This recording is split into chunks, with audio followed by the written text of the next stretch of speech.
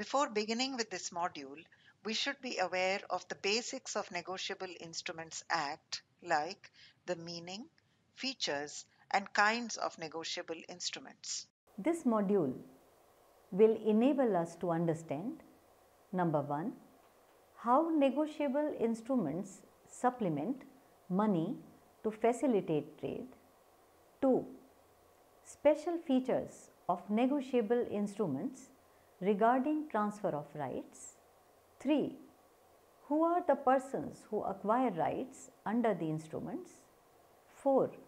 The meaning of holder and the nature of his rights. 5.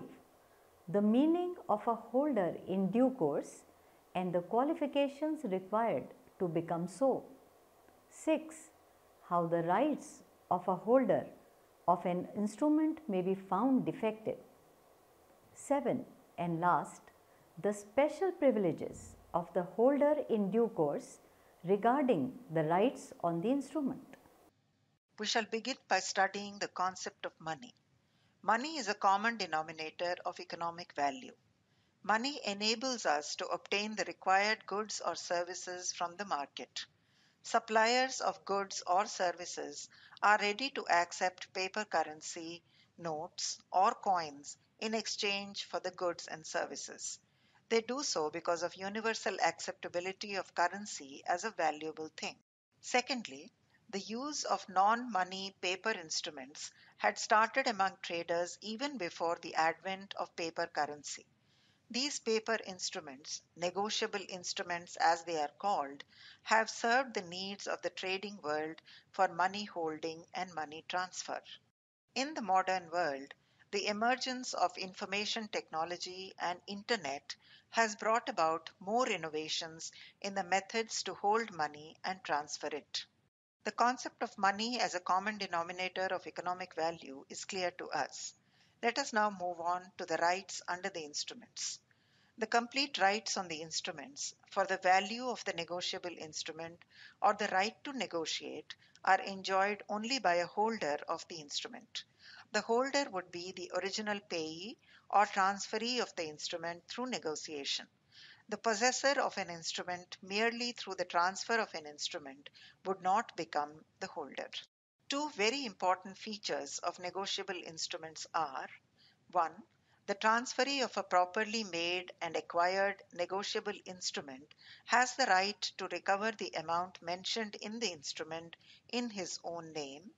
And 2. The transferee of a negotiable instrument acquires a title over the instrument which can be superior to the title of the transferor if it happens to be defective in some manner.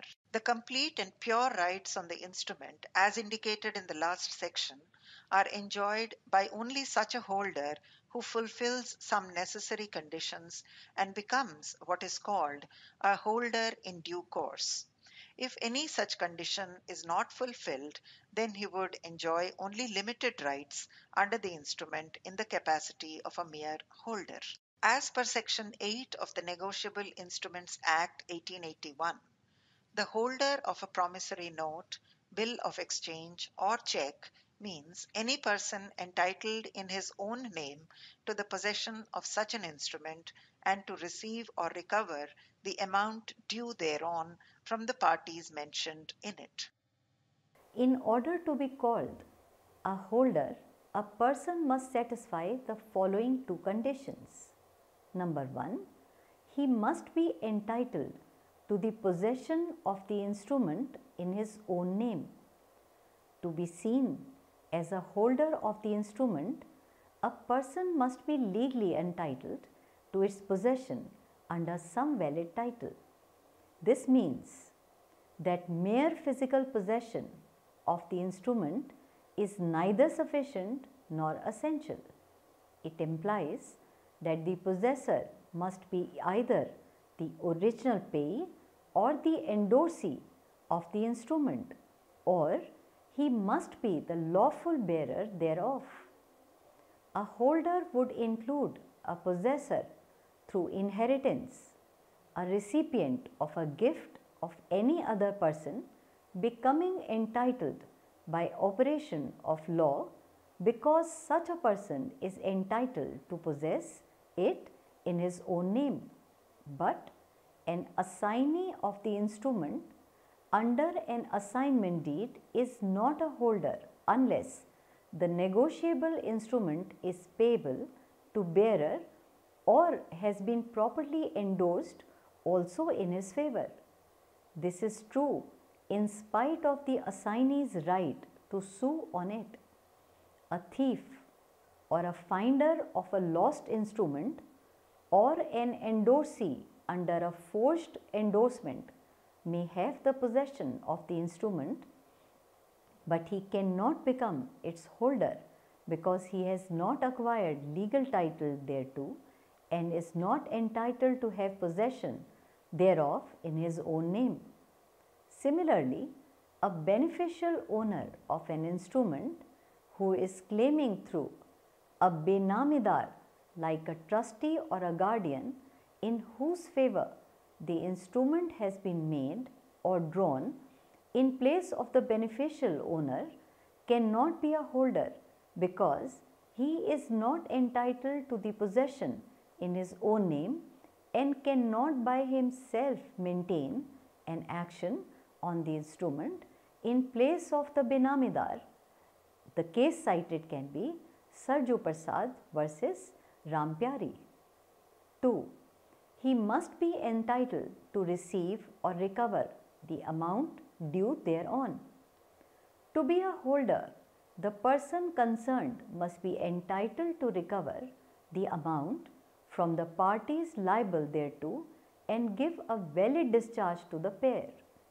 In other words, the person should have derived title to the instrument in a lawful manner. Further, a person may have become the bearer or the payee or endorsee of an instrument, but if there are legal hurdles in his right to recover money under it, for example, he may have been prohibited by court from receiving payment on the instrument, then he may not be called as a holder. An agent or an employee possessing an instrument on behalf of the principal for collection or safe custody does not become the holder of it, although he may have received its payment, but he has no right to sue on the instrument in his own name. A holder occupies an important position with regard to negotiable instruments. Only a holder can become a holder in due course. Also, as per section 46 and 48 of the Negotiable Instruments Act 1881, only a holder can further negotiate an instrument. Furthermore, as per section 78, only a holder can give a valid discharge on the instrument to its maker or acceptor. The concept of a holder is clear to us. Let us now move on to holder in due course.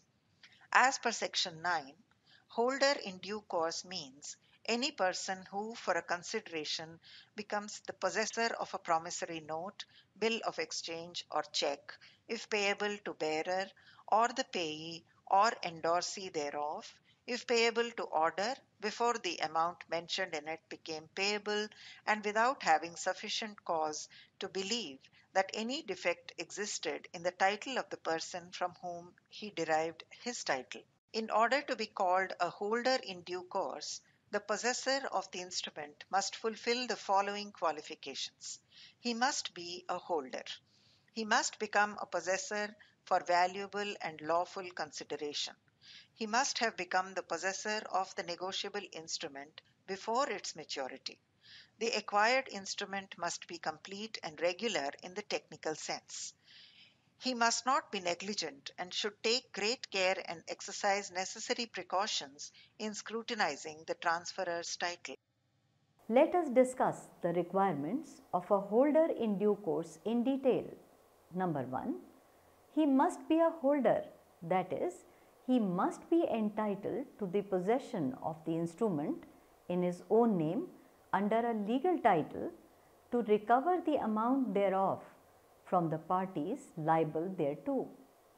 The possession must have been acquired through original issue or the process of negotiations. As stated under section 9 clearly, the person concerned should be a payee or an endorsee in case of an order instrument, or must have become the possessor if it is a bearer instrument. Any other process bringing the instrument to the possessor will not make him the holder in due course. In addition, the holder must have become the holder by fulfilling certain other conditions laid down in the section which are given below. 2.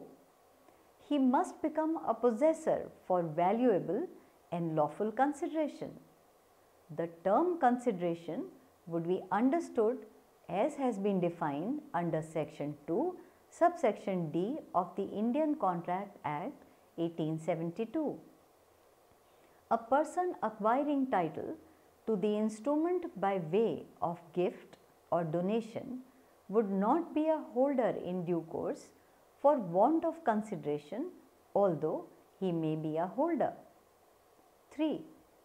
He must have become the possessor of the negotiable instrument before its maturity, that is, before it has become payable.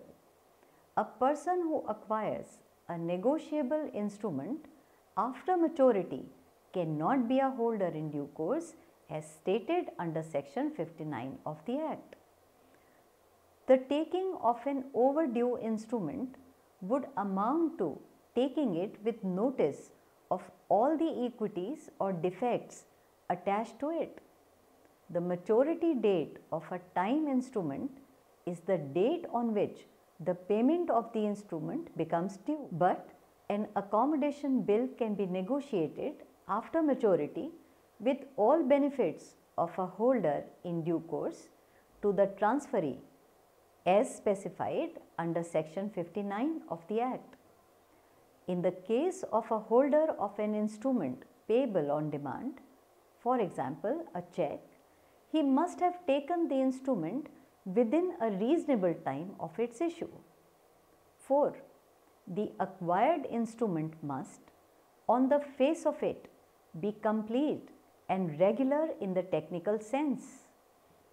If it contains any alterations not authenticated by the drawer through his signatures, or if it is incomplete, say the drawer's name is not there, or if it is not properly stamped, the instrument will not be such as to make the possessor of a holder in due course. 5. He must have become holder without having sufficient cause to believe that any defect existed in the title of the transferor. He must not be negligent and should take great care and exercise necessary precautions in scrutinizing the transferor's title. If something was there to arouse his suspicion, but he takes the instrument without making proper inquiries, he would not be said to be acting honestly and would not become a holder in due course. This requirement is wider than the requirement of a mere good faith on the part of the holder, since the implication of the requirement of good faith is that if the holder has taken the instrument in good faith, although negligently, he would still become a holder in due course. A holder in due course is different from mere holder for value. A holder for value is the holder who has acquired the instrument for consideration but may not have fulfilled some other qualification, whereas the former is a person who has fulfilled or all other conditions as well. Examples of persons who may be holder but not holder in due course: a holder under inheritance or a gift, a holder who acquires the instrument after the date of maturity, a holder who does not acquire it in good faith or with the belief that the transferor had a proper title over it. Next, are the privileges of a holder in due course. The holder in due course enjoys a privileged position under the Negotiable Instruments Act in comparison to a mere holder. He has rights superior to those of the holder. These are: the holder in due course would acquire a defect free title, Section 20, rights against prior parties, Section 36, privilege in case of fictitious bills, Section 42, right under an instrument delivered conditionally, Estoppel against denying original validity of instrument, Section 120, Estoppel against denying capacity of payee to endorse, Section 121. Let us discuss these privileges one by one. The first one is that a holder in due course would acquire a defect free title which shall be better than that of the transferor. Better title than that of the transferor. A person who is only a holder gets a title over the instrument which is at par with that of his transferor. If there is a defect in transferor's title, the holder would suffer from the same defect, but the holder in due course would acquire a defect-free title which shall be better than that of the transferor. Such defenses cannot be pleaded against a holder in due course by the person liable that the instrument has been lost in case of a bearer instrument, or has been obtained from the holder thereof by means of an offence or fraud or for an unlawful consideration. Under Section 58 of the Act, the following are some examples of a defect in the rights of the transferor of the instrument. A. M signed a blank check and left it with his employee, who filled it in his own name as payee and endorsed it to J, a holder in due course, for valuable consideration. J was entitled to recover the amount from M. B. K owed rupees 17,000 to R. He endorsed it in favor of R a bill for rupees 32,000, of which he was an endorsee, telling that on maturity he should collect the amount on the bill, keep rupees 17,000 and return him the remaining 15,000. Instead, R endorsed the bill to S, a holder in due course. S would be entitled to recover full amount from the parties liable. C. C purchased goods from D for rupees 15,000 and gave as payment a promissory note of that amount. C found later that D was guilty of fraud and C was liable to pay rupees 7,000 only. D agreed to return the note to C, but he endorsed it in favor of F without any consideration. F can recover from C only rupees 7,000 on the note, the amount that D, the transferor, was himself entitled to get. Further, the holder in due course would serve as a channel to protect all subsequent holders. This means that once the instrument passes through the hands of holder in due course, it is cleaned of all its previous defects. Section 53 of the Act states that a holder of a negotiable instrument who derives title from a holder in due course has the rights thereon of that holder in due course. Thus, the transferee from a holder in due course would also be like a holder in due course and can recover the amount from all prior parties even if he had the knowledge of the prior defects.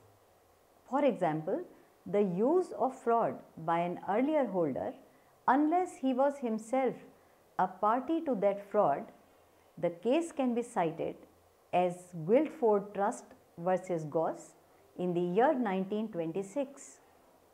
Example: C draws a bill payable to himself on K and obtains K's acceptance by fraud. In such a case, C's right on the bill against K shall be defective. Suppose C endorses the bill to R, who takes it as a holder in due course.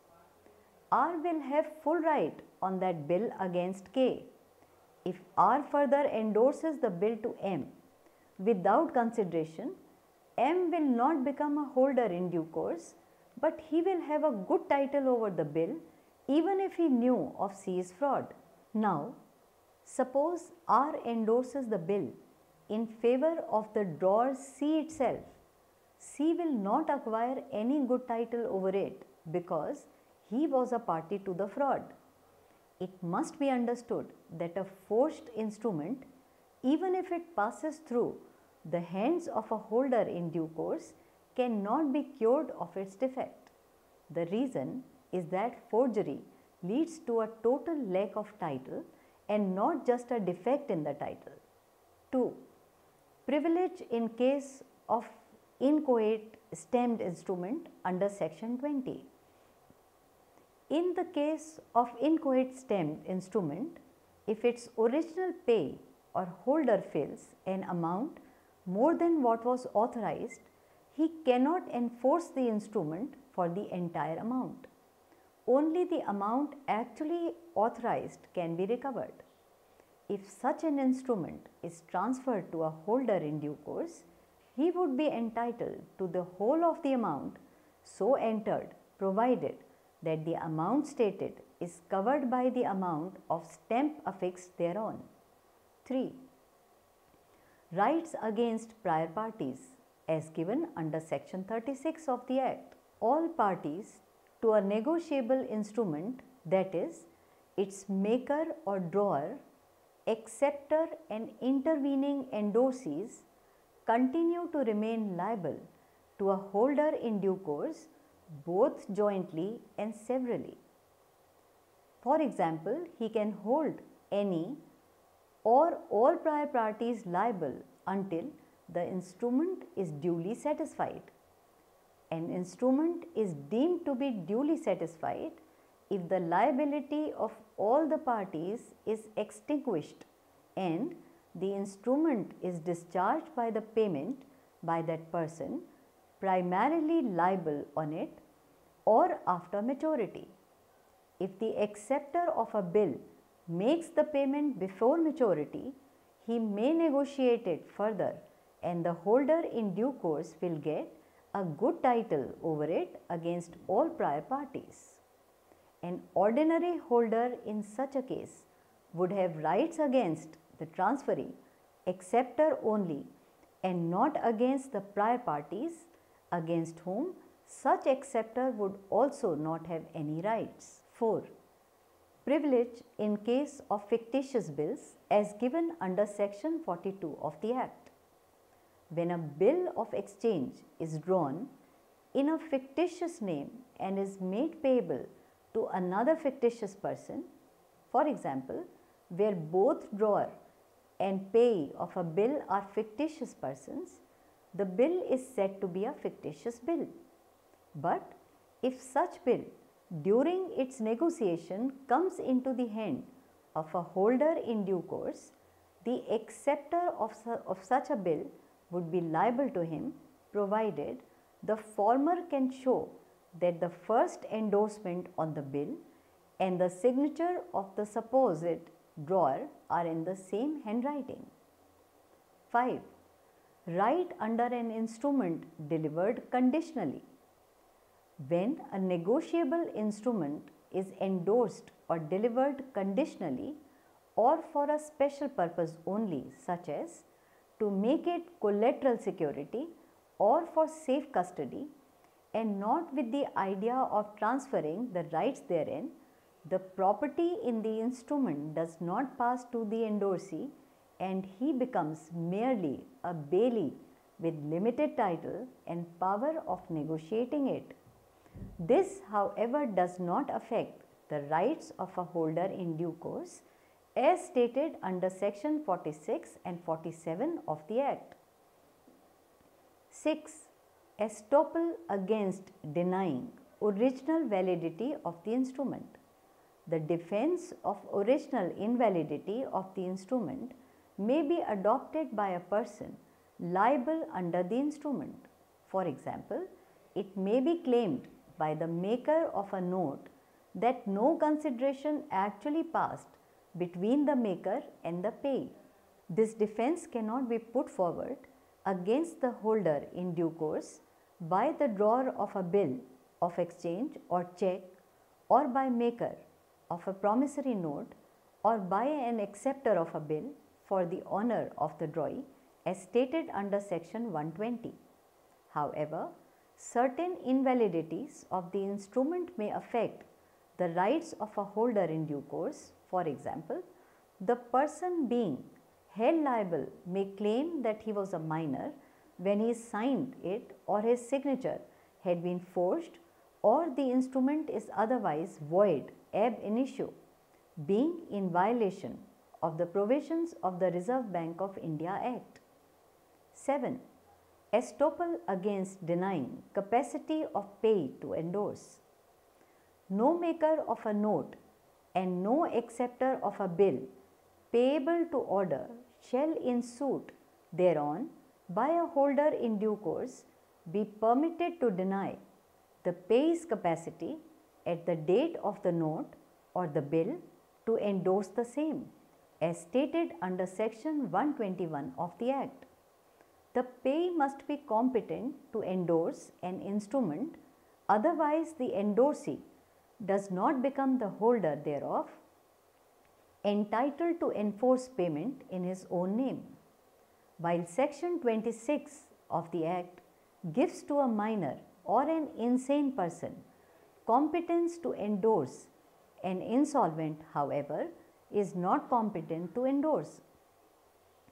By virtue of section 121 of the Act, a holder in due course can claim payment in his own name despite the payee's incapacity, being an insolvent, to endorse the instrument. Section 20 of the Negotiable Instruments Act 1881 says that if the original payee or holder fills an amount more than what was authorized, he cannot enforce the instrument for the entire amount. But if such an instrument is transferred to a holder in due course, he would be entitled to the whole of the amount so entered. Right against prior parties. As per section 36, all prior parties to a negotiable instrument, that is, its maker or drawer, acceptor, and intervening endorsees, continue to remain liable to a holder in due course, both jointly and severally. Privilege in case of fictitious bills. As per section 42, if a fictitious bill during its negotiation comes into the hands of a holder in due course, the acceptor of such a bill would be liable to him, provided the former can show that the first endorsement on the bill and the signature of the supposed drawer are in the same handwriting. Right under an instrument delivered conditionally. When a negotiable instrument is endorsed or delivered, the property in the instrument does not pass to an endorsee, and he becomes merely a bailee with limited title and the power of negotiating it. Estoppel against denying original validity of instrument. As per section 120, the defense of original invalidity of the instrument may be adopted by a person liable under the instrument, but this defense cannot be put forward against the holder in due course. Estoppel against denying capacity of payee to endorse. While section 26 gives to a minor or an insane person competence to endorse, an insolvent, however, is not competent to endorse. By virtue of section 121, a holder in due course can claim payment in his own name despite the payee's being an insolvent to endorse the instrument. Let us now recapitulate what we have studied in this module. Money enables us to obtain the required goods or services from the market. Holder in due course means any person who, for a consideration, becomes the possessor of a negotiable instrument before the amount mentioned in it became payable or without having sufficient cause to believe that any defect existed in the title of the person from whom he derived his title. The holder of a negotiable instrument means any person entitled in his own name to the possession thereof and to receive or recover the amount due thereon from the parties thereto.